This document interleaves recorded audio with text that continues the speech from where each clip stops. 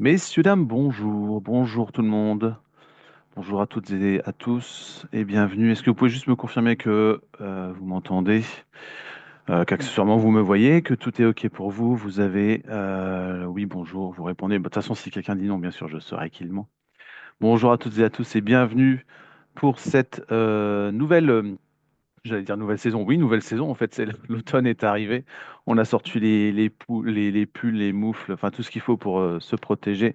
Alors, nouvelle saison, nouvelle charte graphique aussi au niveau des webinaires de la CPM 54. Bonjour à tous et bienvenue. Je me présente Julien, je serai votre animateur pour aujourd'hui. Je suis chargé de relations entreprises à la CPM de Meurthe-et-Moselle. Alors, une fois n'est pas coutume, je serai tout seul pour animer ce webinaire aujourd'hui. Mon collègue n'est malheureusement pas avec moi. Mais je serai là pour vous donner toutes les informations concernant le congé maternité et l'accueil de l'enfant de A à Z. Alors, généralement, on faisait un webinaire commun, congé maternité, congé paternité, et on a décidé cette année de couper en deux et de faire le congé maternité aujourd'hui et jeudi, et pour le mois prochain, de faire spécialement le congé paternité, parce que, mine de rien, il y a quand même beaucoup de choses à dire sur les deux parties et on voulait prendre le temps de vous donner toutes les informations nécessaires. Donc, je suis là pour vous parler du congé maternité aujourd'hui et bien sûr répondre à vos questions. Si vous avez des questions tout au long tout au long de ce webinaire, n'hésitez surtout pas à les poser dans le bloc questions-réponses pour que moi je puisse gérer sans difficulté. Le chat, c'était juste pour dire bonjour. Donc, dans le bloc questions et réponses, le support, vous l'aurez bien sûr. euh, on vous l'enverra par mail, donc fin de semaine, hein, on va attendre que la session de jeudi soit passée et vous aurez le support et le replay. Voilà. Et si vous avez besoin de nous contacter, de toute façon, vous avez notre adresse mail quand on vous envoie le support ou il y a le portail employeur. Je vous en reparlerai à la fin.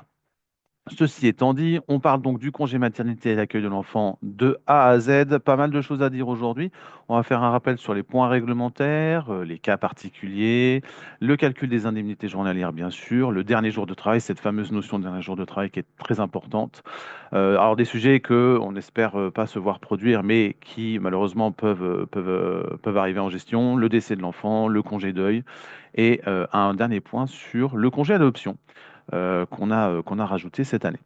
Donc voilà les différents sujets que nous allons aborder ensemble aujourd'hui. Alors d'abord les points réglementaires, des rappels qui sont... Alors je pense qu'il y a beaucoup d'informations en fait que vous avez déjà, mais c'est toujours bien de faire une piqûre de rappel, notamment concernant les bénéficiaires. Donc peuvent prétendre aux indemnités journalières maternité les femmes assurées, bien sûr, le père de l'enfant ou le conjoint de la mère, son partenaire de PACS ou son concubin en cas de décès de la mère. Ça, c'est important aussi de le préciser. Il y a bien sûr la maman, mais en cas de problème grave, pour le coup, le conjoint, le père peuvent éventuellement bénéficier de ce congé maternité après la naissance de l'enfant et avant la fin de la période d'indemnisation du congé maternité et à condition qu'il cesse toute activité pendant l'indemnisation. Est-ce que je pourrais avoir le lien pour le webinaire du congé paternité, s'il vous plaît? Alors, vous allez sur notre chaîne YouTube ou sur le portail employeur, pardon. Vous allez sur le portail employeur et vous avez en fait le congé paternité de l'année dernière. Sinon, on vous enverra cette semaine ou semaine prochaine le lien pour l'invitation du congé paternité du mois prochain. L'invitation n'est pas encore partie, Amandine. Donc, du coup, vous ne pouvez pas encore l'avoir pour le prochain. Donc, c'est normal. Ne vous inquiétez pas. Les conditions d'ouverture de droit, donc deux conditions, conditions d'affiliation et conditions de salariat. Conditions d'affiliation, l'assuré doit justifier d'une période minimale d'affiliation à titre personnel en qualité d'assuré social et non pas en qualité d'ayant droit. Bon, après aujourd'hui, à partir de 16 ans, on passe en assuré social et non plus on reste plus en ayant droit. Donc généralement, ce problème-là ne se pose plus. Et la durée minimum d'affiliation est de 6 mois en tant qu'assuré. Avant, c'était 10, ça a été descendu à 6. Et bien sûr, conditions de salariat, vous connaissez. Il faut, pour pouvoir bénéficier de ce congé maternité, avoir exécuté 150 heures de travail salarié ou assimilé au cours des 3 mois civils précédant le congé maternité, ou avoir cotisé sur un salaire au moins égal à 1015 fois le SMIC horaire sur les 6 mois civils précédant le congé maternité. Donc ça, c'est le cas classique. Si jamais une de ces conditions-là n'est pas remplie, ou qu'on est sur une activité discontinue, à ce moment-là, on va passer à 600 heures de travail salarié ou assimilé sur les 12 mois civils précédant le congé maternité, donc sur l'année précédente, ou avoir cotisé sur un salaire au moins égal à 2030 fois le SMIC sur 12 mois civils et non plus 1015 fois sur les 6 mois précédents. En fait, ce qu'il vous faut voir, c'est que ce soit en maladie ou que ce soit en maternité ou même paternité, notre objectif, c'est d'aller chercher l'ouverture de droit, c'est de pouvoir verser les prestations. Donc, si jamais les conditions de salariat ne sont pas remplies au vu des informations que vous nous transmettez via l'attestation de salaire, que ce soit sur Net Entreprise ou en DSN, on peut être amené à solliciter enfin, la salariée pour le coup, pour des informations complémentaires sur une activité précédente ou sur ses revenus sur l'année précédente. Donc, soyez vigilants par rapport au compte rendu métier qu'on peut vous faire sur les attestations de salaire, notamment maternité dans le cas présent, parce qu'on peut vous dire, bon voilà, avec les informations que vous nous avez données, l'indemnisation n'est pas possible, on va solliciter votre salarié. Donc si vous faites la subrogation, ça peut expliquer par exemple un report de versement des indemnités parce qu'on a besoin d'informations complémentaires. Voilà, donc le compte rendu, on ne dira jamais assez, extrêmement important sur les attestations de salaire et ça peut être par exemple par rapport à ces fameuses conditions de salariat. Donc, les dispositions du Code de la sécurité sociale et du Code du travail, d'ailleurs, encadrent la durée du congé maternité et la répartition à respecter entre le repos prénatal et postnatal. Nous, on fait une distinction prénatal, postnatal. Généralement, pour vous et la salariée, c'est assez transparent, mais ça peut avoir des incidences au niveau de la durée d'indemnisation. On va le voir après. Donc, le Code du travail interdit à un employeur d'employer, donc de faire travailler en fait une salariée pendant une période de 8 semaines au total avant et après son accouchement, dont obligatoirement 6 semaines après l'accouchement. En fait, la durée minimum, selon le Code du travail, c'est 8 semaines. Bien sûr, vous savez que c'est un peu plus, même beaucoup plus d'ailleurs, pour le congé maternité versé par la CPM. En conséquence, pour prétendre à l'indemnisation du congé maternité, l'assuré doit cesser toute activité salariée, ça c'est logique, pendant au moins 8 semaines consécutives, ça peut avoir une incidence, on va le voir, et en respectant une répartition entre 2 semaines en prénatal et 6 semaines en postnatal. Après, bon, voilà, ça c'est un rappel du Code du travail, puisque on le sait très bien, les congés maternité sont plus longs. Du moins, l'indemnisation est plus longue pour ce qui est versé par la CPM. Ce petit schéma-là, je pense que vous le connaissez, un rappel sur la durée des congés maternité. Si elle attend son premier ou deuxième enfant, la future maman aura droit à un congé maternité de 16 semaines. Donc nous, on va avoir 6 semaines avant et 10 semaines après. Donc 6 semaines en prénatal et 10 semaines après en postnatal, sachant que le avant-après, c'est par rapport à la date d'accouchement, bien sûr. Si elle attend son troisième enfant, on passe à 26 semaines, 8 semaines avant l'accouchement, 18 semaines après. Et si on est sur une grossesse multiple, à ce moment-là, que ce soit alors des jumeaux, c'est 34 semaines, donc 12 semaines en prénatal et 22 semaines en postnatal. Et si c'est des triplés ou plus, donc ils soient 3 ou 7, c'est pareil, ce sera 46 semaines, 24 semaines en prénatal et 22 semaines en postnatal. Donc, il y a la durée minimum légale de 8 semaines qui peut être appliquée dans certains cas. Et là, on a donc les fameux congés maternité. Alors, quand on dit que c'est le troisième enfant qui est attendu, parce qu'elle a déjà deux enfants à charge, un enfant est à charge s'il réside en France avec l'assuré et qu'elle garantit financièrement son entretien et son éducation. Cela s'applique à tous les enfants du couple. Voilà. Donc, même si ce ne sont pas forcément ses enfants à elle, à partir du moment où ils sont à charge, ils rentrent dans le calcul pour la durée du congé maternité. Les obligations de la salariée, bien sûr, informer par courrier ou oralement, plus les dates du congé maternité son employeur et informer l'assurance maladie pour bénéficier de l'indemnisation du congé maternité. En fait, normalement, elle reçoit une date présumée de grossesse qui est remise par le gynécologue généralement, ou ça peut être l'obstétricien, mais plutôt gynécologue, ou sage-femme d'ailleurs. Donc le gynécologue remet à l'assuré la déclaration de grossesse qui sera transmise à la CPM et sur lesquelles on va retrouver les dates de congé, pardon, la date présumée de grossesse. Et la CPM en fait adresse un courrier soit papier, soit via le compte Amélie pour pouvoir le fournir d'ailleurs à l'employeur avec les dates de congé maternité prévues. Voilà, donc comme ça, si jamais vous avez une assurée, je pense que vous le savez, qui ne sait pas comment vous informer, le document est disponible sur son compte Amélie, si elle a ouvert son compte Amélie ou elle le reçoit par courrier. Après, elle peut nous contacter, ça pose aucun souci.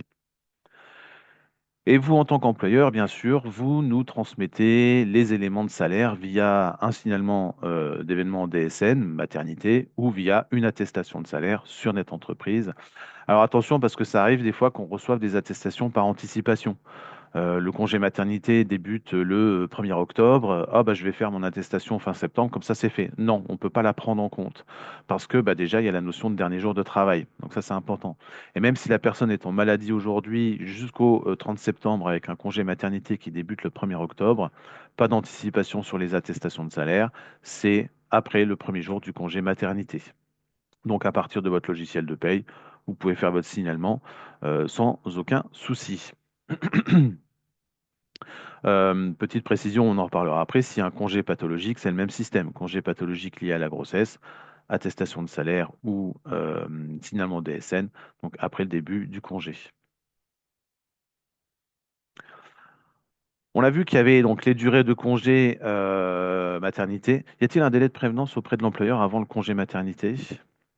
C'est une bonne question, Sandrine. Euh, bah, alors, légalement, j'en ai aucune idée.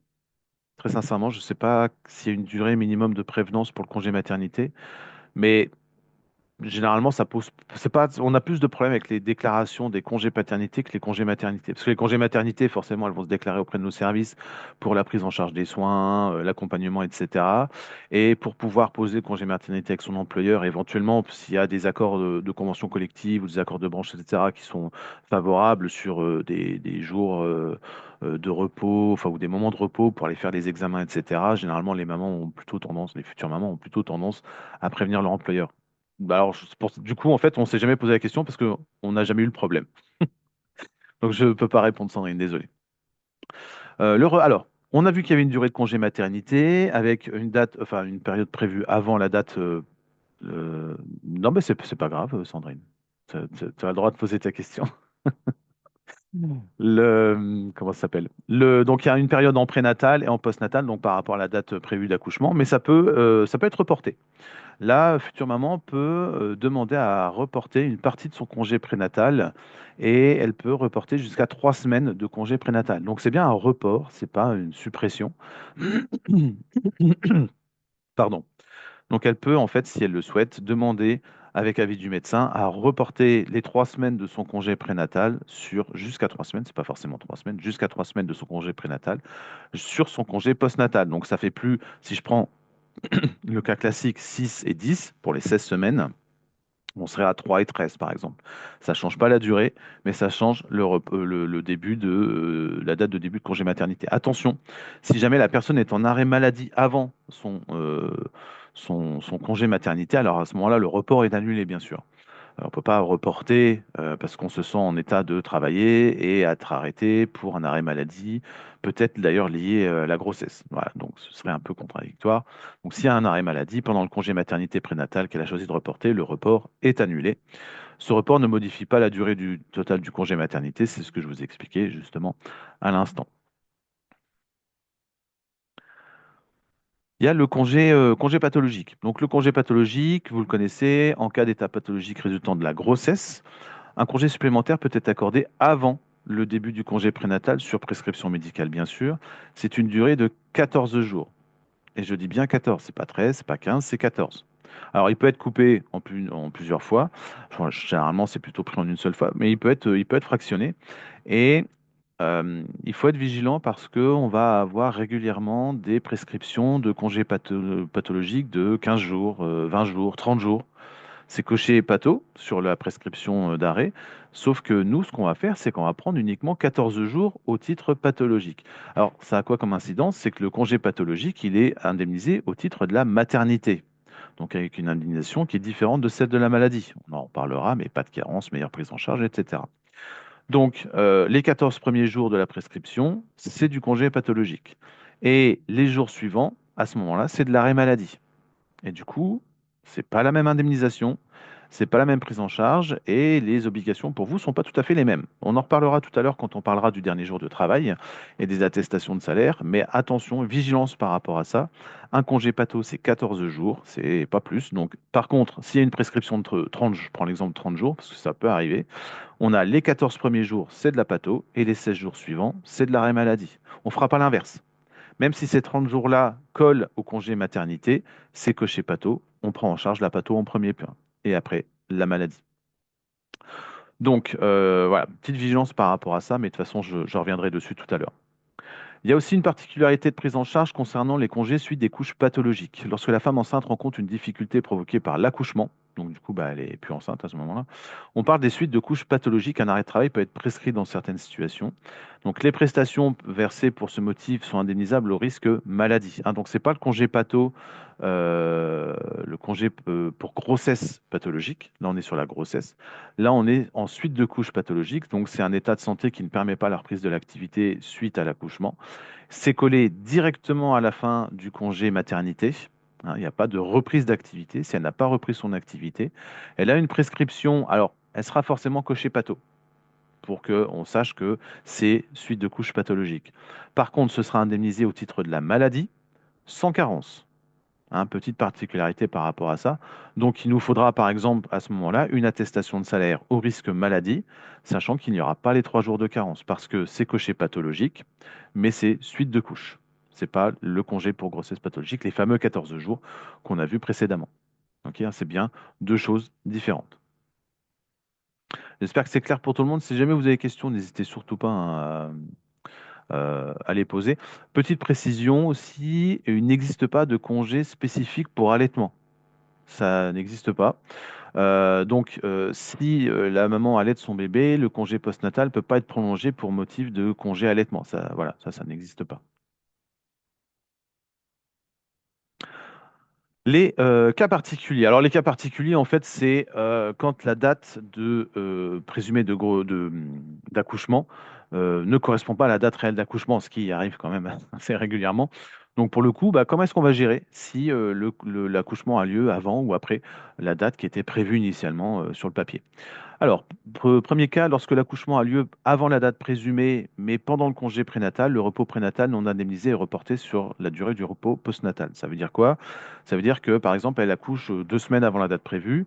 On a eu à ce moment-là 4 semaines de congé prénatal. Eh ben, les 2 semaines qu'elle n'a pas eues parce qu'elle a déjà accouché, ils vont pas être perdus, bien sûr. Ça passe en postnatal. Donc, ça, au lieu de faire 6 et 10, ça fera 4 et 12, ça fait 16 semaines. Donc, dans ces cas-là, en fait, il n'y a aucune différence sur la date de début et la date de fin du congé maternité. Aucune modification. Deuxième cas, lorsque l'accouchement a lieu avant le début du congé prénatal et que l'enfant n'est pas hospitalisé. Donc elle accouche avant les 6 semaines prévues de son congé maternité, de son congé prénatal. Le début du congé maternité est avancé à la date de naissance de l'enfant. La durée du congé maternité reste identique. La date de fin de congé postnatal initialement prévue est avancée d'autant. Ça veut dire qu'en fait, on va faire glisser le congé maternité à la date de l'accouchement. Elle a accouché avant le début des 6 semaines de congé maternité. Mais bon, l'enfant va bien, il n'est pas hospitalisé, tout est OK. À ce moment-là, on fait simplement glisser le congé maternité. Ça donne ça. On a une date dans l'exemple, donc le cas numéro 2, date présumée de grossesse au 3 janvier, repos prénatal prévu le 22 août, accouchement prévu le 3 octobre, durée fin du congé maternité prévu le 11 décembre. Voilà, ça c'est le congé maternité, les 16 semaines. Sauf qu'on a un accouchement réel le 15 août, repos normalement postnatal qui est prévu le 22. Bah, en fait, on décale. On va commencer le congé maternité le 15 août. Et forcément, comme on l'a avancé, il va se terminer le 4 décembre et non pas le 11 décembre comme c'était prévu au départ. Donc là, rien de particulier. Simplement, on a une naissance avant le début du congé maternité. Tout de suite, on fait partir le congé maternité, tout simplement. Troisième cas, hospitalisation de l'enfant né avant le repos prénatal. Donc là, on est un peu sur le même cas que précédemment. On est sur un accouchement avant le début du congé prénatal, sauf que là, l'enfant est hospitalisé. Tout de suite, il n'est pas rentré chez lui, tout de suite, il est hospitalisé en néonate. À ce moment-là, il y a un congé supplémentaire. C'est-à-dire qu'on va laisser le congé maternité là où il était prévu, et la partie entre la date réelle d'accouchement et le début du congé maternité, on va la prendre en charge en plus au titre de la maternité. Donc, si je vous donne un exemple, on est toujours en haut sur une date de grossesse présumée donc au 3 janvier, repos prénatal prévu le 22 août, accouchement le 3 octobre, fin du congé maternité le 11 décembre. Sauf qu'on a un accouchement réel le 8 août, donc c'est bien avant le congé prénatal. L'enfant est hospitalisé. Le repos postnatal, donc comment, le début du congé maternité, reste au 22 août. Par contre, la période entre le 8 et le 21 août, on va le prendre en charge, on va l'indemniser au titre de la maternité. Donc là, on aura un congé de 18 semaines au total, puisque on a les 16 semaines de base, plus les 2 semaines entre l'accouchement et le début du congé maternité tel qu'il était prévu. Donc là, on est sur un cas de figure où on va, sans changer les dates, allonger allonger la durée du congé maternité. Et dernier cas, c'est l'accouchement après la date présumée, où là, je vais vous donner directement l'exemple.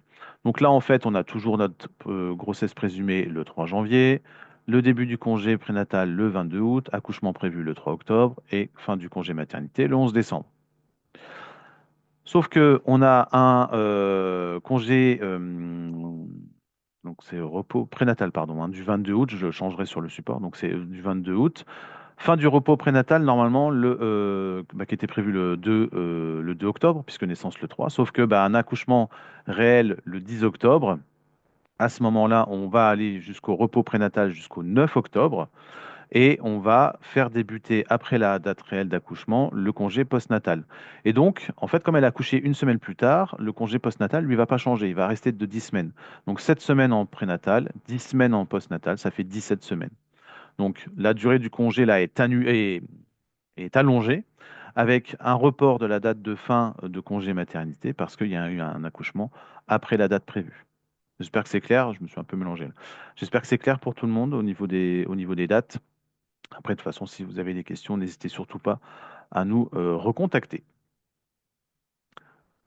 Donc voilà, pour le congé, les cas particuliers, pardon, avec les différentes dates d'accouchement avant ou après la date prévue. Calcul des indemnités journalières. Donc, le cas général, sur le principe, le principe de calcul sur le cas général, on prend les salaires bruts moins 21% des 3 mois de référence précédant donc, la date du départ du congé maternité, divisé par 91,25 très précisément.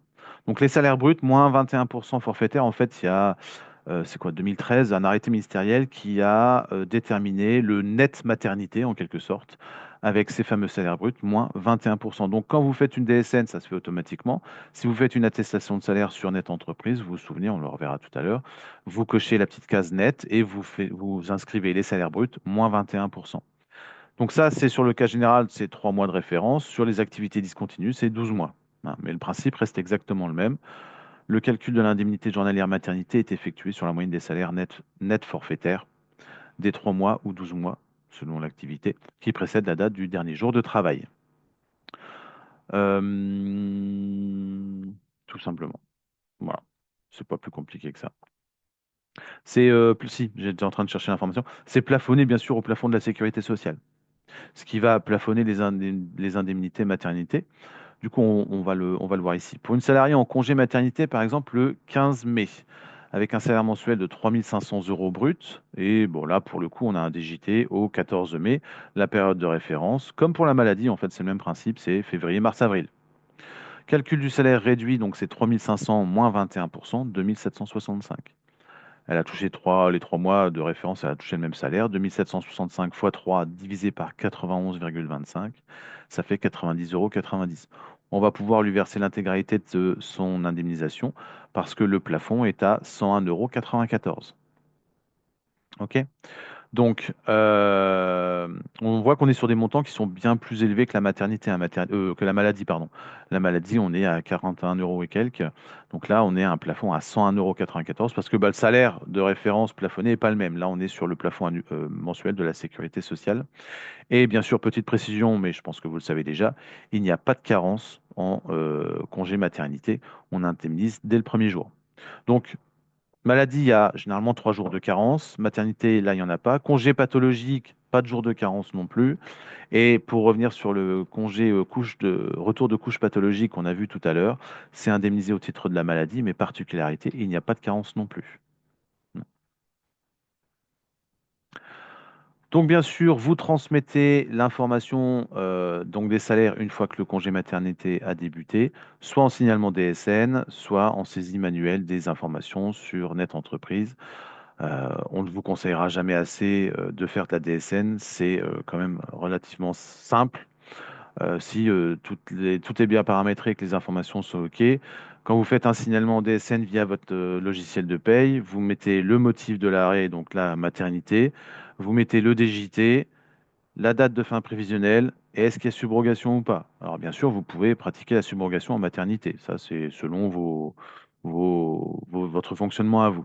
Donc il y a quatre informations à remplir. Vous envoyez le tout.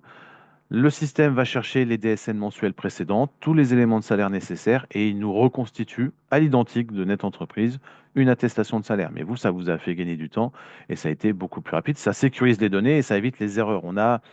Pour vous donner un ordre d'idée, on a un taux de rejet. Alors, le rejet, c'est quand les attestations sont pas bonnes, de 15-16% sur les attestations faites via Net Entreprise. Et pardon, on est à 5% en DSN. Les informations sont beaucoup plus fiables parce que l'erreur est possible et parce que là, vous avez que quatre informations à rentrer. Donc, c'est quand même extrêmement pratique. Alors que si vous passez par Net Entreprise, ce qui est toujours possible bien sûr, vous devez saisir les informations de l'assuré, les informations concernant les dates de congé et les salaires. Donc salaire réduit, vous n'oubliez surtout pas de cocher la petite case donc réduit et de calculer directement. Là, il faut que vous mettiez directement les salaires moins 21%. Ce n'est pas nous qui allons faire le calcul. Là, vous faites le brut moins 21% et vous inscrivez les informations,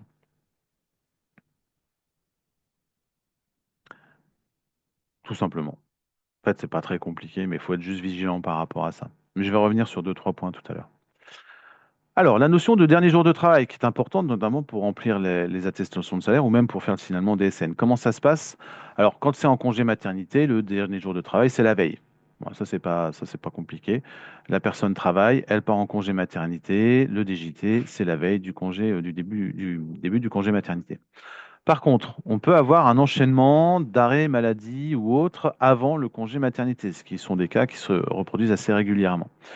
Et là, dans l'exemple présent, on a par exemple un arrêt maladie du 15 mai au 25 mai, puis on a une prescription pour congé pathologique qui va du 26 mai au 8 juin. Et puis, vous vous souvenez, je vous disais, si jamais le congé pathologique prescrit est un peu plus long que prévu, eh ben, l'arrêt, c'est indemnisé au titre de la maladie. Ben là, on va avoir le cas où on a de nouveau un arrêt maladie du 9 juin au 25 juin et un congé maternité qui démarre le 26 juin. Le 26 juin, il y a une coquille, je le corrigerai. Donc, 26 juin. Donc là, on a un enchaînement maladie, maternité. Alors, la chose simple, c'est que le DJT sera le même pour tout, puisque on a une personne qui n'a pas repris son activité entre congé maladie, congé maternité, etc. Donc le DJT, c'est le 14 mai pour les quatre périodes d'arrêt, maladie et maternité. Par contre, ça veut dire qu'à chaque changement de risque, il va nous falloir une attestation de salaire, soit via Net Entreprise, donc là il y en a quatre à faire, soit des signalements DSN, il y en a quatre à faire, mais c'est beaucoup plus pratique à gérer. Chaque changement de risque, une attestation de salaire. Donc les 4, par contre, avec un dernier jour de travail au 14 mai dans l'exemple présent. Donc si jamais vous avez un congé maternité qui démarre là, le 26 juin par exemple et qu'avant il y avait un arrêt maladie, ne mettez pas le 25 juin en dernier jour de travail sous prétexte que c'est de la maternité et que c'est différent de la prise en charge maladie. Oui, c'est différent, mais le DJT reste le même pour tout. OK?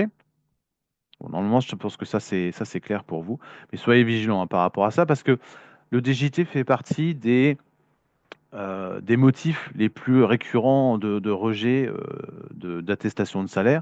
On a donc le dernier jour de travail pour un congé maternité, c'est la veille du congé ou de l'arrêt motif pathologique ou arrêt maladie qui précède. Attention aussi à la période de référence, donc 3 mois ou 12 mois si c'est une activité discontinue. Les salaires, bien sûr, vous n'oubliez pas de préciser les salaires nets forfaitaires, donc le brut moins 21%. Et la subrogation, alors là, la subrogation aussi, ça peut être problématique. Vous mettez les dates maximum prévues par votre convention. Ne vous bornez pas aux dates du congé maternité tel qu'il est prévu sur le papier au départ. Parce qu'on l'a vu, en fait, le congé maternité peut être amené à bouger.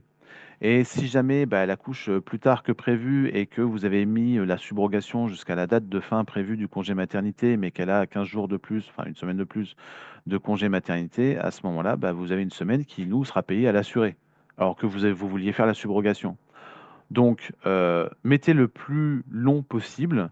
Après, une fois que le congé maternité, si vous mettez une subrogation de 3 ans sur une maternité, une fois que le congé maternité est fini, on arrête bien sûr le versement des IJ, même s'il y a une subrogation de 3 ans, on ne va pas continuer à verser. Donc, mettez le plus long possible que vous pouvez au niveau des dates de subrogation. Et j'ai envie de dire que ce soit en maternité ou en maladie, c'est pareil. Ça vous évite de devoir faire des indus, des correctifs, de nous revoir les dossiers, et puis bah, les gens ne pas avoir leurs indemnisations, etc. Donc voilà, pour le DGT, très rapidement. En fait, tout ça, c'est assez simple, hein. C'est simplement des informations assez basiques. Il faut garder ça en tête et surtout se poser la question, ah, ok, là, je suis dans quelle situation? Le DGT, tac, tac, machin. Donc deux cas quand même assez particuliers, bien sûr qu'on n'espère pas se voir produire, mais vous pouvez y être confronté. C'est dans un premier temps déjà le décès de l'enfant. Donc ce sont des cas particuliers, il y a plusieurs situations. Si on a un décès de l'enfant donc avant la naissance, avant les 22 semaines d'aménorrhée, donc la fin des règles, droit aux indemnités journalières maladie sur prescription médicale avec condition d'ouverture de droit. Donc là, on est, en fait, les 22 semaines d'aménorrhée ou un fœtus de 500 grammes, c'est le seuil de viabilité qui a été défini par l'Organisation mondiale de la santé, et c'est ce qui nous permet de définir quel type d'indemnisation on va pouvoir apporter à l'assuré. Donc là, on est donc avant les 22 semaines d'aménorrhée et il y a perte de l'enfant. À ce moment-là, s'il y a un congé maladie, euh, oui, congé maladie, sans carence, si je ne dis pas de bêtises. Attendez, je vérifie une chose.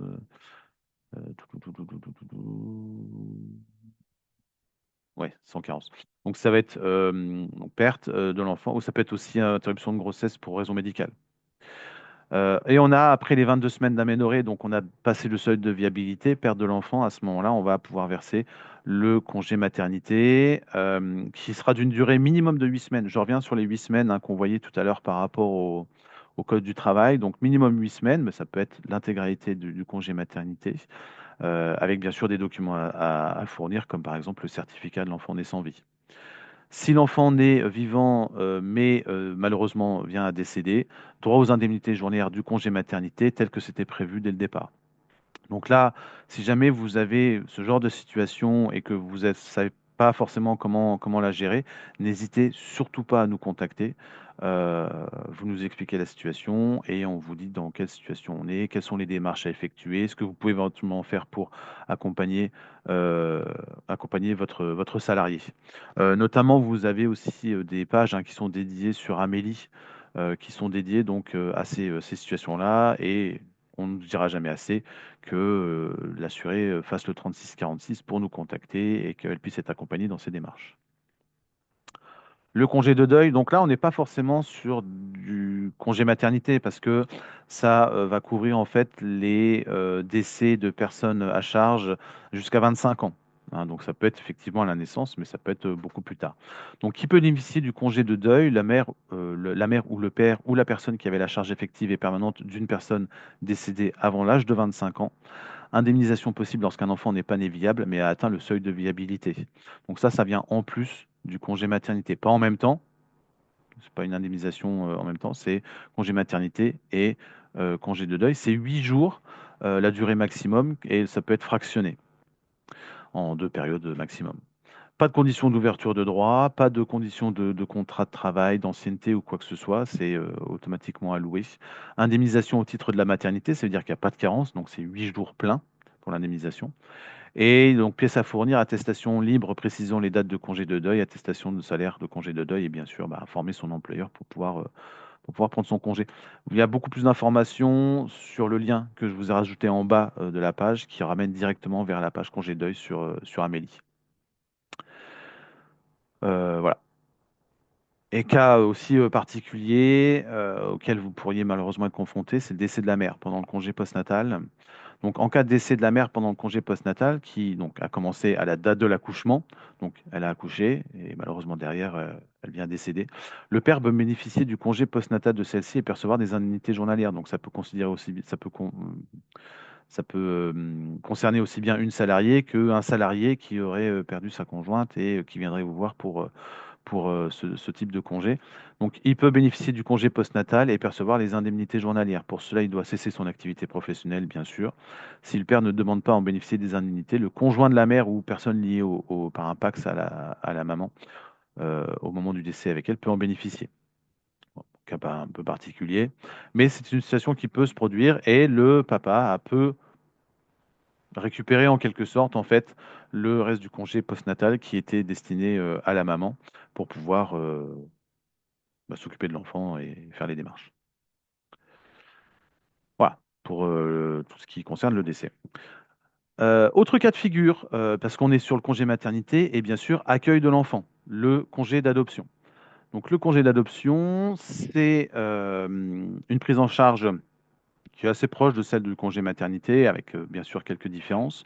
Donc par contre, au niveau des points communs, conditions d'ouverture de droit, c'est la même chose hein, que pour l'assurance maternité. Elles sont étudiées à la date d'arrivée de l'enfant dans le foyer ou à la date du début du congé d'adoption. Les bénéficiaires, c'est alors si c'est une personne seule, quel que soit son sexe, ou un couple de même sexe ou de sexe différent. Donc ça peut être soit un seul parent, soit les deux. Date d'appréciation des droits, soit la date d'arrivée de l'enfant du foyer, en tenant compte bien sûr du DJT, soit dans les 7 jours précédant l'arrivée de l'enfant au foyer, pour préparer le foyer par exemple, ou aller faire des démarches à l'étranger si on a encore à faire, si c'est une adoption à l'étranger. Le début d'indemnisation ne peut débuter avant la date du visa de l'enfant. Ça c'est important, en tenant compte bien sûr toujours du DJT. Donc au niveau de l'indemnisation, comment ça marche? Nombre d'enfants adoptés. Donc il va y avoir une particularité en fonction soit du nombre d'enfants adoptés et si on adopte, si on prend le congé seul ou à deux. Donc nombre d'enfants adoptés, un enfant. Enfant à charge à l'assuré, donc pardon. Les conditions, donc c'est en fonction aussi du nombre d'enfants à charge de l'assuré ou du ménage, y compris l'enfant adopté, un peu comme le congé maternité en fait pour la durée. S'il y a moins de 3 enfants à charge en comptant l'enfant adopté, à ce moment-là, le congé d'adoption pour une personne seule, c'est 16 semaines. On retrouve les dates, hein, les durées du congé maternité classique. Si c'est toujours un seul enfant adopté, mais qu'il y a 3 enfants à charge, donc minimum 2 enfants déjà du couple, enfin ou de la personne, plus un troisième donc adopté, c'est 18 semaines. Et s'il y a plusieurs enfants à adopter, là, c'est directement 22 semaines. Voilà. Le congé d'adoption peut être fractionné en deux périodes d'une durée minimale de 25 jours chacune, donc ça peut être fractionné, un peu comme le congé paternité en quelque sorte, sans dépasser la durée totale du congé d'adoption. Le congé d'adoption peut être indemnisé à compter du jour d'arrivée de l'enfant au foyer ou dans les 7 jours précédant la date de prévue d'arrivée de l'enfant au foyer. Ce que je disais tout à l'heure, hein, enfin, juste avant, par rapport à l'ouverture des conditions de droit, tout simplement.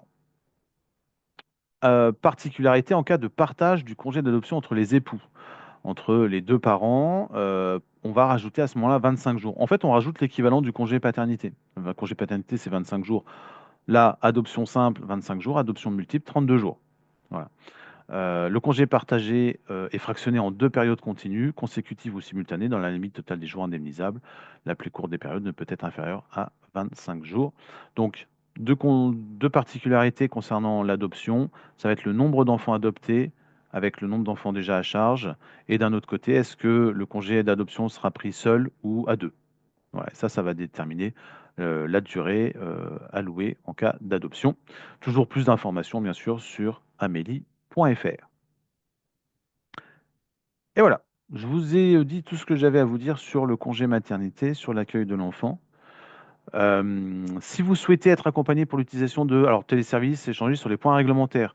À la fin du webinaire, là, vous aurez une page qui va s'ouvrir. Il y a un questionnaire sur le webinaire, est-ce que ça vous a convenu, si vous souhaitez qu'on aborde d'autres sujets, si vous avez des commentaires à faire, et si vous souhaitez qu'on vous recontacte. Alors que ce soit pour vous parler du congé maternité, si vous avez des cas particuliers que vous voulez qu'on voit ensemble, ou sur d'autres sujets, vous pouvez demander à être contacté, ou alors aller directement sur le portail employeur. Il y a un formulaire sur ce portail-là, il n'y a pas besoin de code d'accès, d'inscription ou quoi que ce soit, c'est accès libre. Vous pouvez remplir un formulaire pour demander à ce que mon collègue Eric ou moi-même, on vous recontacte et on fasse le point ensemble. Ou vous pouvez appeler le 36 79 si vous avez un problème sur une gestion de dossier particulier, par exemple. Je vous le disais, on a coupé en deux cette année la maternité et la paternité. Mine de rien, la maternité, quand on fait bien le tour, bah, ça prend 40 minutes minimum. Donc là, on vous parlera du congé paternité. Ce sera les 21 et 23 octobre prochains. Et pour répondre donc à la question de Amandine, si je ne dis pas de bêtises, oui, tout à l'heure, on enverra les invitations courant semaine prochaine, comme on le fait habituellement. Est-ce que, j'ai beaucoup parlé, est-ce que vous avez des questions par rapport à tout ce que je vous ai donné comme information aujourd'hui? Est-ce que c'est clair pour tout le monde? Est-ce qu'il y a des points sur lesquels vous souhaitez que je revienne? Est-ce que tout est OK? Vous savez absolument tout ce qu'il faut savoir sur le congé maternité, vous êtes des experts. Donc ça veut dire des attestations de salaire sans problème de DJT, sans problème de salaire, sans problème de subrogation. Attention, hein, je surveille, hein. Je surveillerai. J'ai les noms des personnes qui étaient là, bien sûr. Euh, Attendez, parce que ouais. J'ai les noms de toutes les personnes qui étaient présentes aujourd'hui, donc je vais vérifier vos attestations de salaire, je vous le dis tout de suite. Écoutez, si vous n'avez pas de questions, je pense que c'est OK. De toute façon, vous pouvez toujours nous contacter, hein. On se voit une fois par mois pour les webinaires, mais bien sûr, avec Eric, on est là pour vous accompagner entre les webinaires si vous en avez besoin. On va pouvoir, euh, on va pouvoir se quitter en bonne et due forme. Hop. Ah si, j'ai une question. Pour le moment, c'est parfait et très clair, mais c'est même pas une question. Merci beaucoup, Frédéric. Écoutez, je vais vous souhaiter à ce moment-là un bon appétit, parce qu'il est presque midi. Merci pour votre participation. Je vous souhaite une bonne après-midi. Prenez soin de vous, prenez soin de vos salariés et des futures mamans. Et je vous dis à bientôt pour de nouveaux webinaires.